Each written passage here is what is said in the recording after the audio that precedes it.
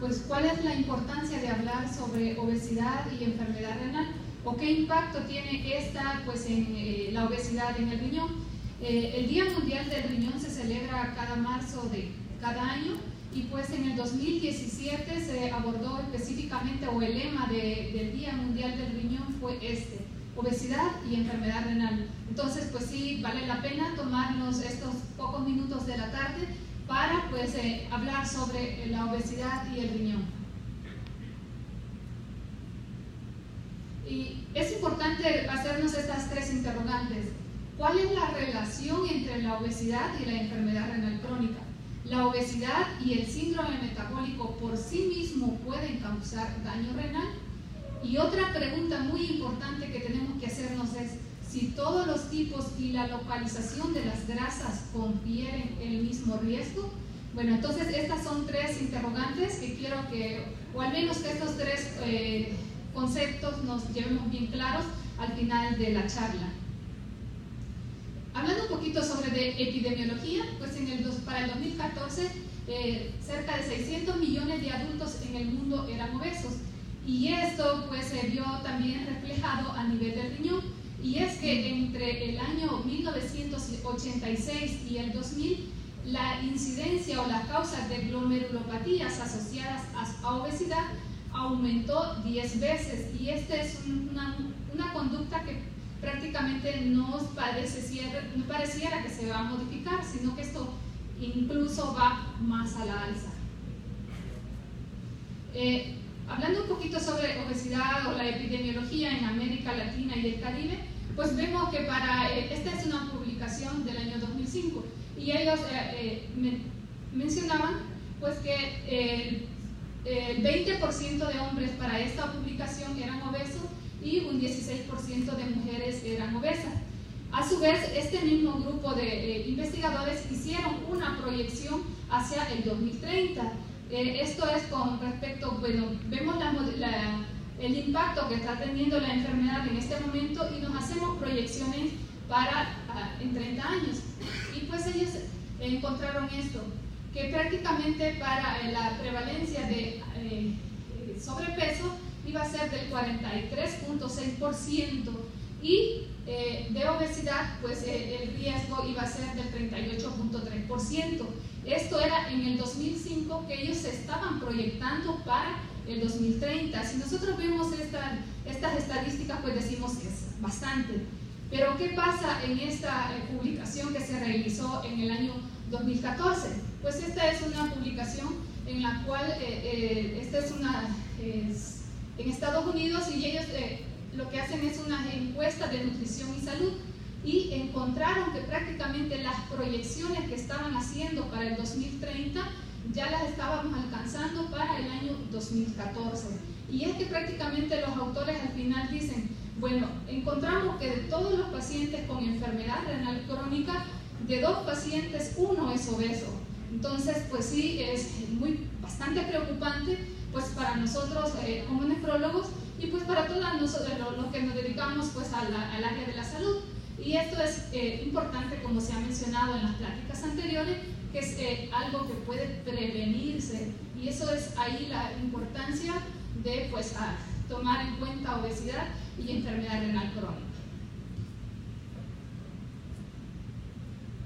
Y si tomamos en cuenta el grado de obesidad, es decir, si es grado 1, grado 2 o grado 3, pues en esta publicación ellos encontraron que aquellos pacientes que tenían obesidad grado 2 y grado 3, pues tenían un riesgo de 6 y 7% respectivamente, aumento de veces de presentar enfermedad renal crónica relacionados a obesidad. Eso es con lo que respecta a epidemiología, y pues en conclusión pues estamos ante prácticamente una epidemia. Y entonces, ¿qué hay con la obesidad y el riñón? Pues existe una hipertensión arterial, lo que ha mencionado el doctor Santos previamente, una resistencia a la insulina, y pues está relacionada muy frecuentemente con albuminuria, hipertensión arterial, hiperuricemia, nefrolitiasis y glomerulopatías, y que estas pues a su vez al final, la vía final pues es la enfermedad renal crónica. ¿Y cómo es la vía de la obesidad hacia la enfermedad renal crónica? Pues podemos tener una vía directa o pues una vía indirecta, como se mencionó. Pues el adipocito, como ya mencionó el doctor Ortiz ampliamente en la primera plática, pues tenemos una disminución de las adiponectinas, hay aumento de las lectinas, resistina y lipasina. Y estas a su vez nos pueden llevar a un aumento en a la resistencia a la insulina, niveles de insulina, una activación del sistema renina-angiotensina-aldosterona, pacientes que se encuentran inflamados de forma crónica, aumento del estrés oxidativo, un metabolismo anormal de los lípidos y que estos directamente nos pueden llevar hacia una enfermedad renal crónica o de forma indirecta pues nos pueden llevar primero a la diabetes, enfermedades cardiovasculares, hipertensión arterial. Y aquí pues nos contestamos una de las interrogantes que nos hacíamos al inicio. Si la obesidad por sí sola me confiere riesgo de enfermedad renal crónica, pues aquí está la evidencia que sí. Y pues voy hablando, habíamos mencionado si todos los tipos de grasa confieren el mismo riesgo. Pues aquí es de tomar mucha importancia o mucho énfasis sobre la grasa perirenal. Esta, en comparación a otros tejidos adiposos, esta tiene la peculiaridad que está altamente vascularizada, muy inervada y drena hacia el sistema linfático. Y ahí pues esto tiene mucha importancia, el hecho de que sea muy vascularizada. Y es que estos nervios que inervan el tejido graso pueden pues estimular a nivel de la vía aferente y crear un reflejo, y esto a su vez pues controlar el sistema nervioso simpático y pues crear un reflejo pues de retroalimentación negativa, y estos a su vez participar en un fenómeno de hipertensión arterial. Además, estos adipocitos, pues esta liberación de la adiponectina pueden contribuir a la liberación a nivel del sistema circulatorio, pues estos actúan como vasoconstrictores, y la otro mecanismo por los cuales esta grasa perirenal me puede llegar a afectar el riñón, pues es la interacción directa entre la grasa y riñón. Y pues el diagnóstico, ¿cómo nosotros nos damos cuenta qué cantidad de grasa perirenal? Pues la verdad esto es en estudio, esto es en otros países que tienen la posibilidad de hacer estudios más, pues de mayores costos para la población, pero en nuestro medio pues la verdad no es muy viable que le pongamos a hacer tomografía computarizada, resonancia magnética para ver cuánto de grasa perirenal tiene el paciente. Esto es nada más pues para tomarlo en cuenta que sí lo podríamos hacer, pero en nuestro medio pues no, nosotros como nefrólogos prácticamente no lo utilizamos. Bueno, ¿y qué hay en cuanto a la obesidad y la hiperfiltración? Pues aquí tenemos una representación esquemática del glomérulo. Tenemos aquí pues un glomérulo normal, la arteriola aferente y la arteriola eferente. ¿Qué pasa pues con estos fenómenos de hiperfiltración? Existe en un inicio una vasodilatación de la arteriola aferente con una vasoconstricción de la arteriola eferente, y esto mediado por el factor de crecimiento similar a la insulina, el BEF, el glucagón, y estos a su vez nos provocan unos fenómenos, un estrés podocitario de forma constante, y estos a su vez nos llevan a una liberación de fenómenos inflamatorios, y que esto pues nos satura a nivel del túbulo proximal, y a su vez esto nos lleva a la proteinuria. Entonces en etapas iniciales tenemos estos pacientes que se encuentran hiperfiltrando. Luego, bueno, para aprovechar la imagen nada más, ¿qué es lo que hacemos con el uso de los IECA y los ARA? Pues lo que vamos a hacer es una vasodilatación de la arteriola eferente. Eso nada más para que tengamos en cuenta, o qué es lo que hacemos cuando le estamos dando un IECA o un ARA2 a un paciente que se encuentra con proteinuria. Y pues los estudios son consistentes, pues ya hemos mencionado que a mayor grado de índice de masa corporal, pues mayor el deterioro de la función renal, y por ende pues mayor proteinuria. Otro de los mecanismos o otros mecanismos por los cuales esta obesidad nos puede llegar y dar una hipuria a nivel del riñón, pues por lo general pacientes obesos se encuentran hiperuricémicos. ¿Y qué es lo que pasa? Pues este ácido úrico, pues todo se está filtrando a nivel del túbulo proximal, todo se está reabsorbiendo a este nivel, y por eso es que pues niveles elevados de ácido úrico nos pueden llevar a una estimulación persistente del sistema renina-angiotensina-aldosterona, nos pueden llevar a un estrés oxidativo, la inflamación y fibrosis, una hipertensión sistémica y glomerular, y pues esto pues llevarnos a mayor hipertensión intraglomerular y pues mayor proteinuria, y al final la cascada que termina en enfermedad renal crónica.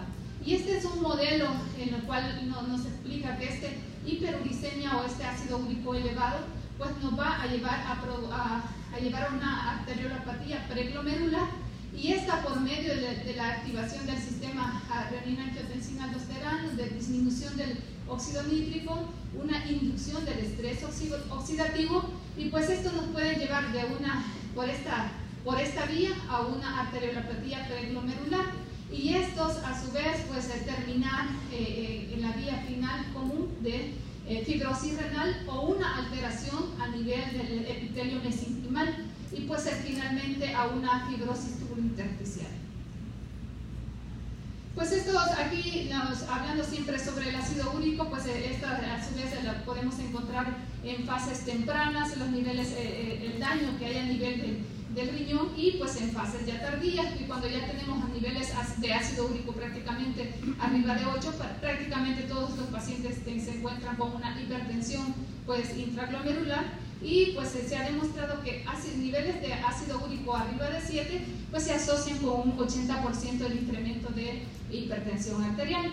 Y pues aquí, para no hacer engorroso, como mencionaba el doctor Alvarenga, mencionarles estudios por estudios, aquí les traigo pues de forma resumida todos los estudios que existen, no todos, pero gran parte de ellos, pues del ácido úrico y pues el riñón. Y la verdad es que todos los estudios son consistentes, no hay ninguno que diga que el ácido úrico alto no me vaya a deteriorar la función del riñón. Mayor hiperuricemia, menor tasa de filtrado glomerular.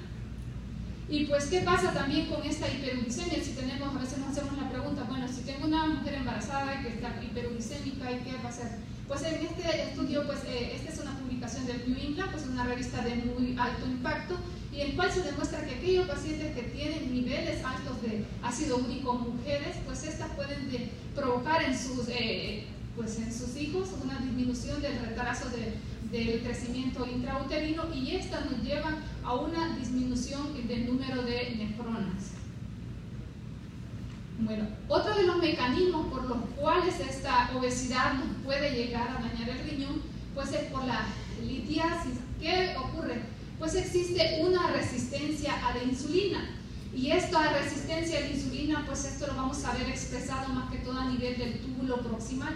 Vamos a ver, es aquí donde existe pues el daño a la amionogénesis, pues aquí es donde se da pues la activación o el intercambio de sodio con hidrógeno.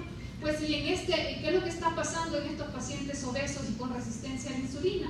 Pues hay una disminución de la actividad en cuanto al intercambio del sodio con hidrógeno, y esto me lleva a un aumento del ion hidrógeno libre dentro del túbulo, que a su vez al final me lleva a una disminución del pH urinario, y finalmente me lleva a una predisposición de formar litos, principalmente de oxalato de calcio y de ácido úrico. Entonces, para que veamos todo lo que está relacionado con la obesidad, pues y el riñón.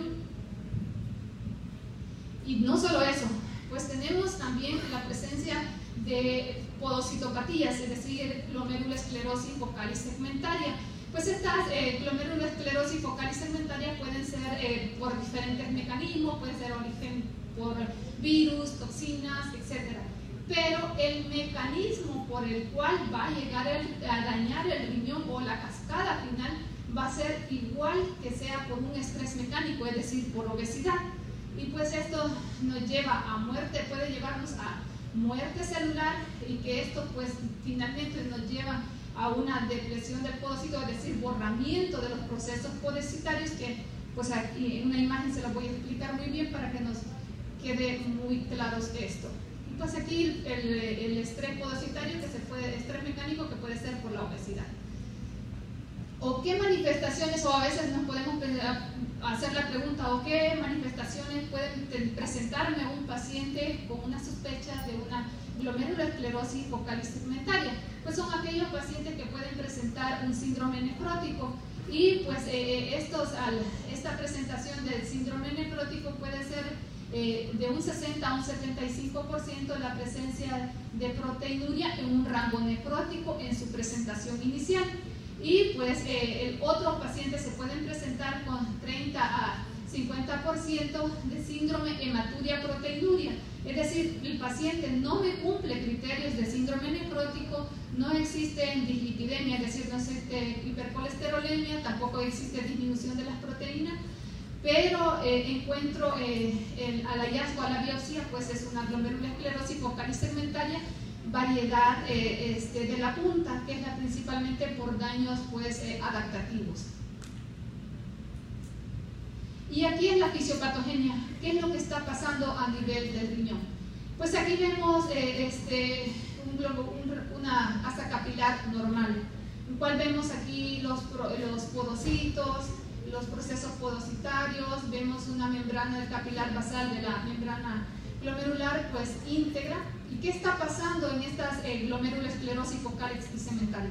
Existe un borramiento de los procesos podocitarios, se puede presentar una adhesión de la membrana del capilar de la basal glomerular, y estos finalmente llevarnos a una sinergia, es decir, la unión de esta capilar con el asa. Y aquí, pues, en etapas ya muy avanzadas, y es cuando el paciente prácticamente me está presentando un síndrome nefrótico, pues es la hialinosis, es decir, el atrapamiento de proteínas plasmáticas, que estas me llevan a una expansión mesangial, me llevan a la fibrosis, y finalmente esta fibrosis sigue avanzando, y aquí vemos en una etapa final que ya se borraron todos estos procesos podocitarios. Prácticamente ya existe una fibrosis bastante avanzada en estos pacientes. Y pues este es un resumen de lo que ya les estaba mencionando, qué es lo que está pasando pues a nivel del podocito.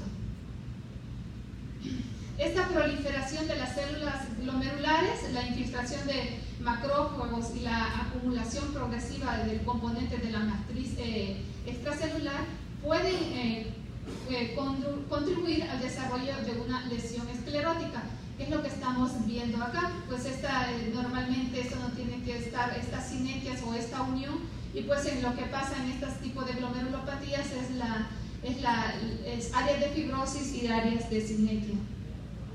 Bueno, y hoy nuestra siguiente pregunta será, o para los que estamos, pues ejercemos la consulta a diario, que prácticamente somos todos, ¿qué tipo de ecuación utilizar para el cálculo de la tasa de filtrado glomerular en estos pacientes? Entonces, la Crocov-Gault pues es la que siempre hemos, de estudiantes de medicina, la que hemos estado utilizando. Pero, ¿qué pasa con esta fórmula? Pues esto nos incluye edad, sexo, peso y creatinina. Esta fórmula en pacientes obesos no se recomienda utilizar porque sobreestima a estos pacientes, entonces nos va a dar valores erróneos. Bueno, la MDRD, pues estas son fórmulas que prácticamente casi todos las tenemos en nuestros teléfonos.